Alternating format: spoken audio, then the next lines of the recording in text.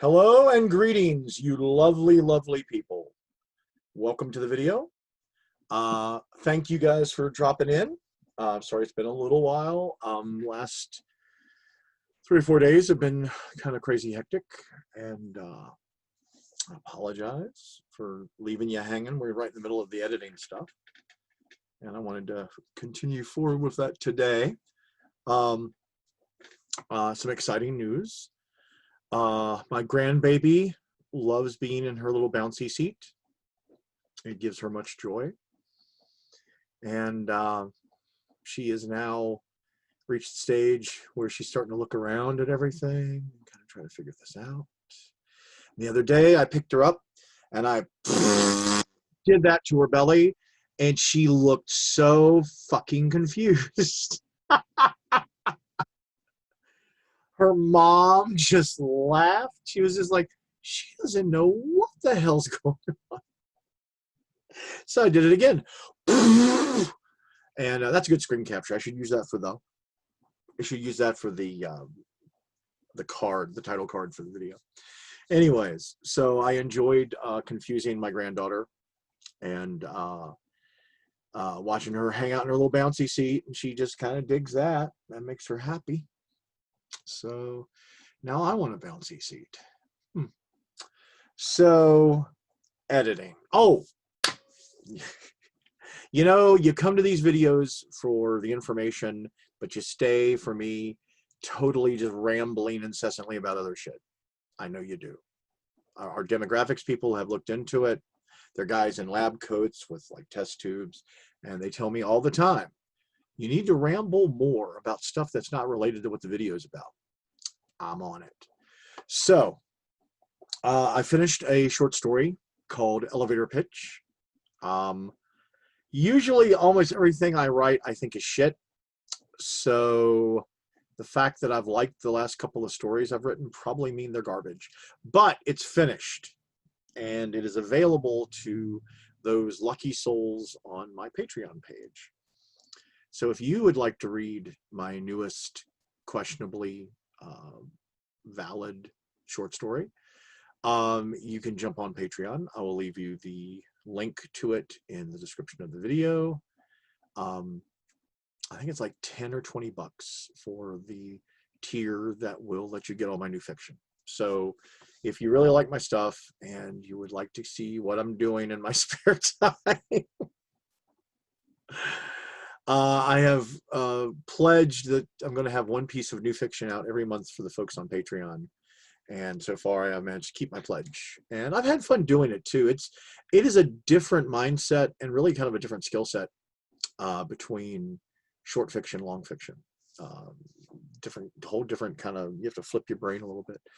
And I'm really excited because my goal was the stuff I was writing for Patreon, I wanted to try to keep it definitely in the short fiction range. So this last one I was pretty much right on target with my word count, and I was very excited about that. And Shiva, the first one I did, which is also up, which you can also get access to, that one went over a little, but I had originally thought that was going to be a novel. I had planned the idea to be a novel, and then I thought, well, you know, let me try this as a short story. And I think maybe novella might be the perfect length for it, but I was pretty happy with the feedback I got from it.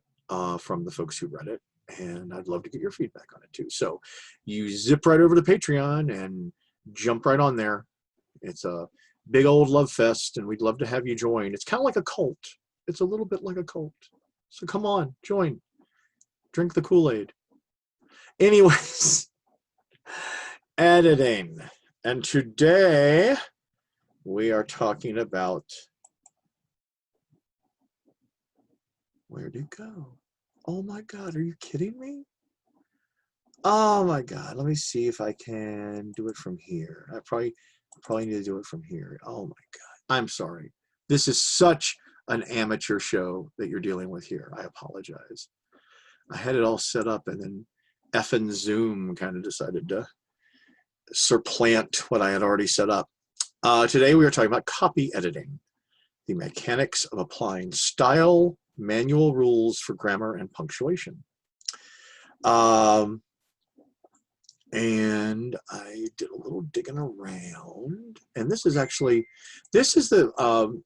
from the all-knowing, all-seeing, immutably accurate source of Wikipedia.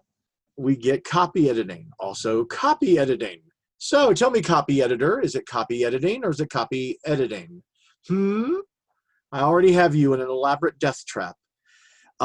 Copy editing is the process of revising written material to improve readability and fitness for its purpose, as well as ensuring that the text is free of grammatical and factual errors. The Chicago Manual of Style refers to the term manuscript editing. It is not proofreading. Proofreading is a different beast, and proofreading is our final level of editing that we will be talking about probably in the next video. Copy editing is where this is really kind of like the crunchiest level of editing. And I found this cool little article. It's not really an article, it's like a little cheat sheet from New York Book Editors, which is a guide to copy editing marks. Yes, this is where the arcane copy editing marks start showing up on the manuscript. Most editors use these, not all. And it's funny because a lot of them have their own little versions of them just to make it more delightful. I'm going to link this as well as the first little article that we've been using kind of as our guideline for the types of editing. We'll link those in the description for the video, but this might be of some help to you. It's basically all of the different copy edit line, marks and what they mean. And I've found this extremely helpful. I have to be honest, I don't usually use the copy editing marks when I edit. I should, but I have not consistently been an editor long enough to kind of have them embedded in my brain. So I'm always having to kind of jump back and reference them. I've done editing for a living, but it was never my primary gig. My primary gig was always writing. But I also had to learn what these things meant, and this little guide is also invaluable to you. So if you get a manuscript back and it's marked up like something from the Matrix, you can look on here and figure out what the hell the editor is trying to tell you. So there you go. So like I said, I will definitely put this up in the description. Basically link to this in the description of the video. So that all being said, copy editing is absolutely a requirement. Good copy editing is a treasure. My experience, and I'm going to talk a little bit more about my personal experiences with editors and some of my reactions to editors, but this is something I think is really important because it relates to copy editing. You will probably get mad at your copy editor. You'll probably get mad at your content editor. Hell, you're just going to get mad at your editors. And you know what? They're big boys and girls, and they can usually handle it. I've only had a couple of editors where it's turned and it's kind of spun out into something bad, but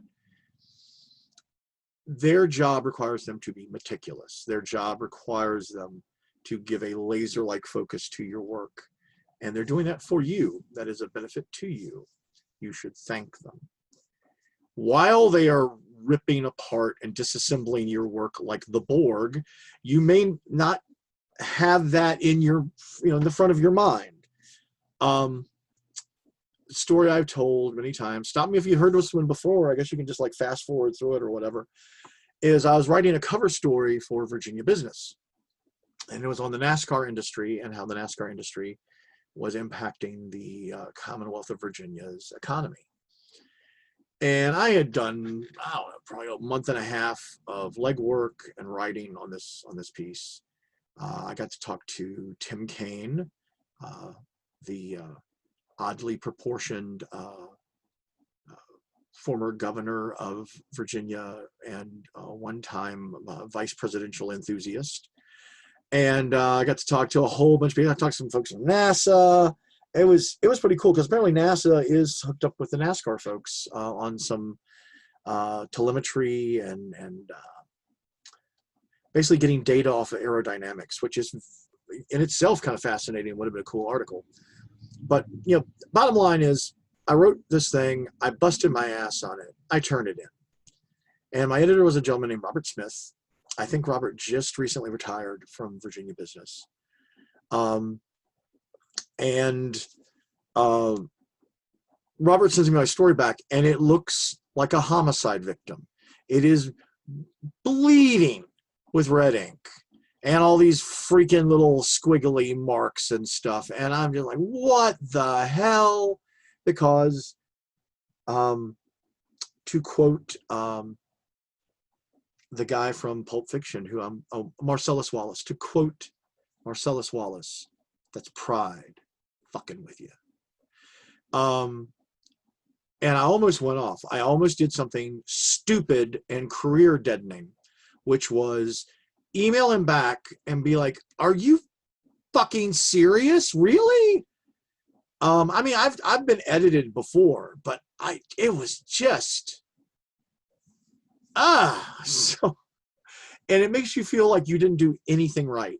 And that's not how you should take it. It's how I took it, but I was wrong.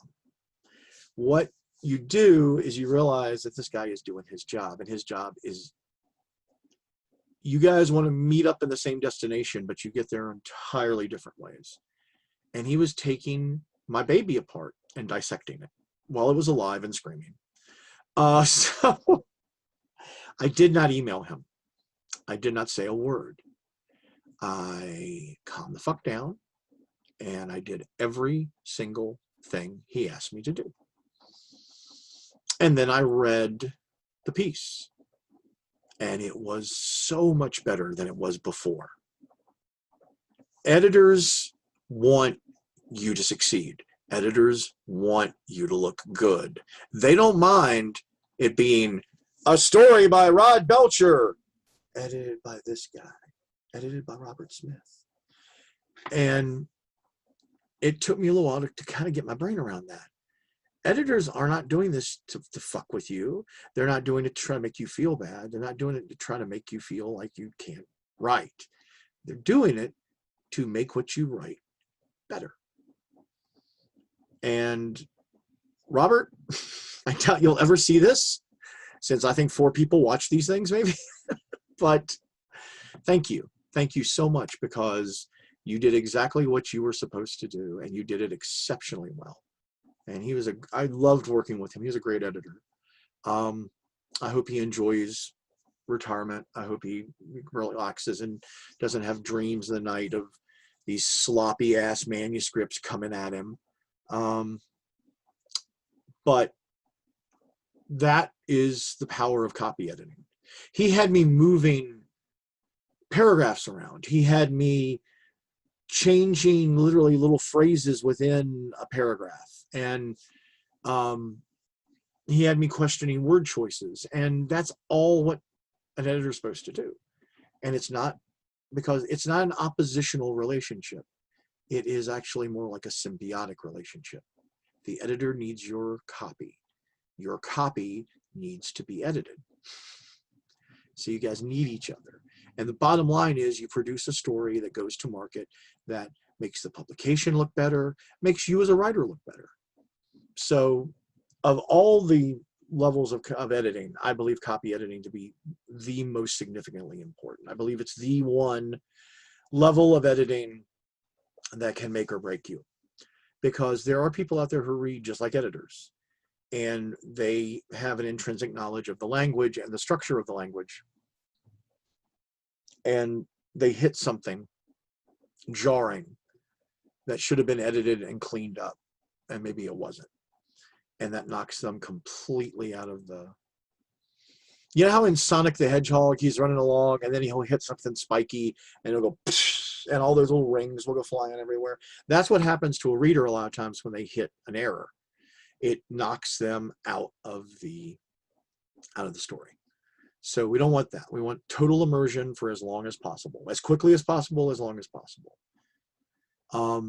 So that all being said, copy editors' jobs are painstaking, and sometimes going back through a copy editor's edits can be painstaking. Don't give up on it. Don't stop doing it. Don't put it aside. Get it out of the way and get on.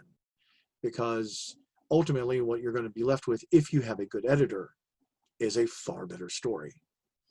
So I think we have beaten copy editing to a bloody pulp.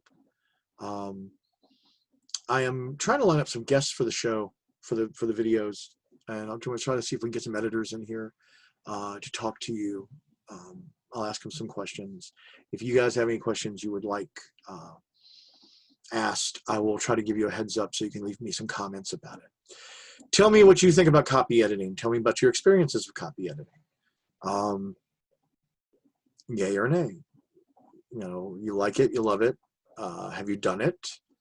Have you had it done to you? Anyways, thank you guys so much. I am going to try to see if I can get another video out to y'all tomorrow. This weekend is going to be kind of hectic, so I don't know if I'll get anything in before, anything in other than maybe tomorrow. I don't know if I'll be able to get anything in for the weekend, but I sure am looking forward to talking to you guys again on the next video. If you have any questions or comments or anything, put them in the comment section below. Please subscribe to the channel if you haven't, because it helps me out in my never-ending quest for more avarice. Is more avarice even right? I want money. And to get that on YouTube, I have to claw my way up this filthy mountain. And I think you have to get over 1,000 subscribers or something like that. So I'm really trying to get there because, you know, I got a grandbaby that needs bouncy seats. And if I keep on foofing her belly, probably will need some kind of therapy. So I got to get some money rolling here, folks. So hopefully, please sign up if you haven't. If you enjoy, please sign up. If you like the videos and if you think they're of any value, please share them, because that helps me a lot too, because it means other people have a chance to take a look at the work and see if they're interested in signing up. Click on the little bell and you'll get notifications whenever I put something out.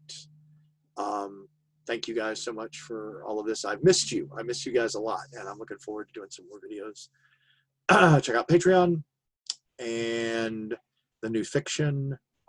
I will try to have an update on the novel for you next video as well. Everybody have a great day, and I will see you on the next video. Take care. Bye.